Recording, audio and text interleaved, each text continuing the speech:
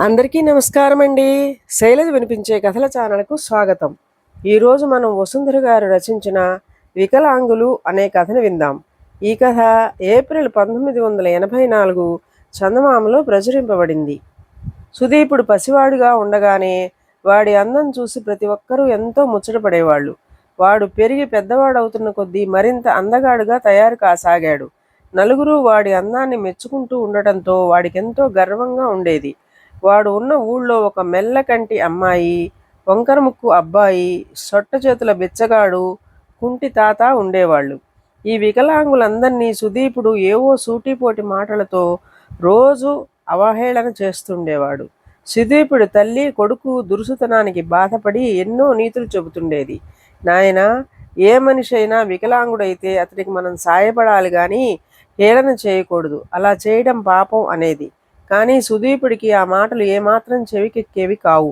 ఒక రోజున సుదీపుడు ఆ నలుగురు వికలాంగుల్ని ఎంతగా అవహేళన చేశాడంటే వాళ్ళ నలుగురు కోపం పట్టలేక ఒకటై అతన్ని కొట్టడానికి వచ్చారు. సుదీపుడు వాళ్లకు అందినట్టే అంది దొరకకుండా తప్పించుకుని పారిపోయాడు.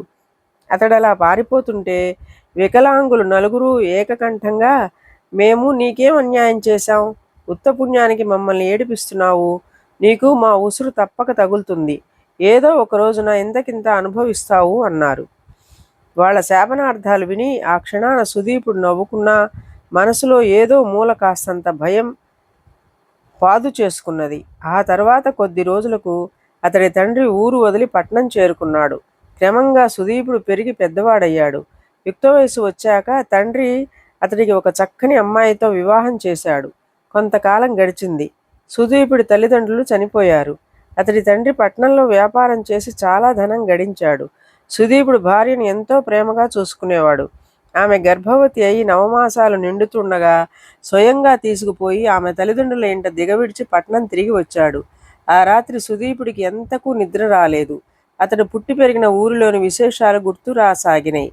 తాను పనిగట్టుకుని హేళన చేసి అవమానించిన కుంటి తాతతో పాటు మిగిలిన ముగ్గురు వికలాంగులు పట్టరాని కోపంతో పెట్టిన శాపనార్థాలు మనసులో మెదలగానే అతడు చెప్పరాని భయంతో వణికిపోయాడు.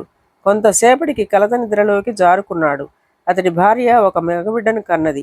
ఆ బిడ్డకు సొట్ట చేతులు, కుంటికాళ్ళు, వంకర ముక్కు, మెల్లకన్ను ఉన్నవి. ఆ బిడ్డను చూస్తూనే సుదీపుడు నిశ్చేష్టుడైపోయాడు. సుదీపుడు భార్య మాత్రం ఏమీ బాధపడకుండా, చూడండి మన బాబు ఎంత ముద్దొస్తున్నాడో అన్నది. కాకి పిల్ల కాకికి ముద్దు, కన్నతల్లికి తన బిడ్డ ఎలా ఉన్నప్పటికీ ముద్దు వస్తాడు. ఇది గ్రహించిన సుదీపుడు భార్యతో, అవును, ఎంతో ముద్దుగా ఉన్నాడు అనేశాడు. ఆనాటి నుంచి సుదీపుడు ఒక విచిత్రం గమనించాడు. భార్య కానీ చూసిన వాళ్ళు కానీ బిడ్డ వికలాంగుడని అనేవారు కారు. ఊరికే వాడి అందచందాలను పొగిడేవారు. కన్నతల్లి మమకారంతో భార్య తను బాగా ఆస్తిపరులు కావటం వల్ల మిగతా బంధువులు తన కొడుకును హేళన చేయడం లేదని అతడు అనుకున్నాడు. కొడుకు పెరిగి పెద్దవాడవుతున్న కొద్దీ సుదీపుడిలో దిగులు పెరగసాగింది. తన కొడుకు వికలాంగుడన్న మాట నిజం. అందువల్ల నలుగురిలోకి అతడు వెళితే హేళన పాలవుతాడు. కనుక వాడి తల్లి దగ్గరైనా ఉండాలి, లేదా తన దగ్గరైనా ఉండాలి. వాడు ఎవరితోనన్నా ఆడుకునేటప్పుడు పక్కన తను గాని తల్లి గాని ఉండి తీరాలి. తల్లిదండ్రుల ఎదుట ఉన్నప్పుడు తన కొడుకును ఎవరూ ఏమీ అనరు.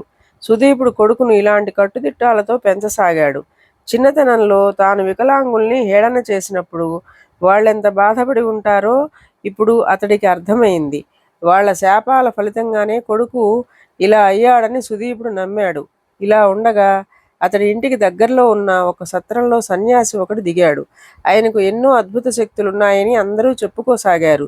సుదీపుడు సన్యాసిని తన ఇంటికి ఆహ్వానించి కొడుకును చూపించాడు. దీపంలాంటి కొడుకు, నువ్వు చాలా అదృష్టవంతుడివి నాయనా అన్నాడు సన్యాసి. సుదీపుడు కొడుకును లోపలికి పంపి సన్యాసికి తన బాధ చెప్పుకున్నాడు. అతడు చెప్పింది వింటూనే సన్యాసి ముఖం గంభీరంగా అయిపోయింది. ఆయన తీవ్రంగా ఆలోచించి, నువ్వు వెంటనే మీ ఊరు వెళ్ళి లోగడ నువ్వు హేళన చేసిన వాళ్ళందరినీ క్షమాపణ కోరుకో. వాళ్లల్లో కుంటితాత ఇప్పుడు జీవించి లేడు. ఆ ఊళ్ళోనే అతడి సమాధి ఉన్నది. ఆ సమాధి ముందు నిలబడి నీ క్షమాపణలు చెప్పుకో. నీ కొడుకు వికార లక్షణాలు పోయి నీకు శుభం కలుగుతుంది అని చెప్పాడు. వెంటనే సుదీపుడు ప్రయాణమై తన ఊరు వెళ్ళాడు. అక్కడ మెల్లకంటి అమ్మాయిని, వంకర ముక్కు అబ్బాయిని, సొట్ట చేతుల బిచ్చగాడిని కలుసుకుని క్షమాపణ అడిగాడు. వాళ్ళు ఎంతో మర్యాదగా, పగవాళ్లకు కూడా మాలాంటి అనాకారి రూపాలను కోరం.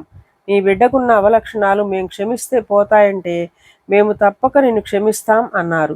వాళ్ళ మంచితనానికి చాలా సంతోషించి సుదీపుడు వాళ్లకు తలా ఒక 10 బంగారు కాసులు ఇచ్చి కుంటితాత సమాధి దగ్గరకు వెళ్ళాడు. సుదీపుడు సమాధికి చేతులు జోడించి, తాత, నువ్వు కుంటివాడనివని ఎగతాళి చేశాను. నా దుర్బుద్ధిని క్షమించి నా బిడ్డను దీవించు అన్నాడు కళ్ళనీళ్లతో. ఆ మరుక్షణం సుదీపుడికి మెలకువ వచ్చింది. కలలో అయితేనేం తాను అవమానించిన వాళ్ల నుంచి క్షమాభిక్ష దొరికినందుకు అతడు చాలా ఆనందపడ్డాడు. ఆ తర్వాత వారం రోజులకు అత్తవారింటి నుంచి సుదీపుడికి కబురు వచ్చింది. భార్య ప్రసవించిందని, చక్కటి మగపిల్లవాడని. సుదీపుడు అప్పటికప్పుడే బయలుదేరి అత్తవారి ఊరు వెళ్ళి ముద్దులు మూటగట్టే పసికందును చూసుకొని ఎంతో మురిసిపోయి భార్యతో, చిన్నతనంలో నా నుంచి అవమానాల పాలైన వికలాంగులు 4 నన్ను క్షమించి దీవించారు. అందుకే మన బాబు ఇంత అందంగా ఉన్నాడు అన్నాడు సంతోషంగా. ఇదండి కథ. ఈ కథ మీకు నచ్చినట్లయితే లైక్ చేయండి, షేర్ చేయండి, కామెంట్ చేయండి, సబ్స్క్రైబ్ చేసుకొని నన్ను ఎంకరేజ్ చేయండి. నమస్కారం అండి.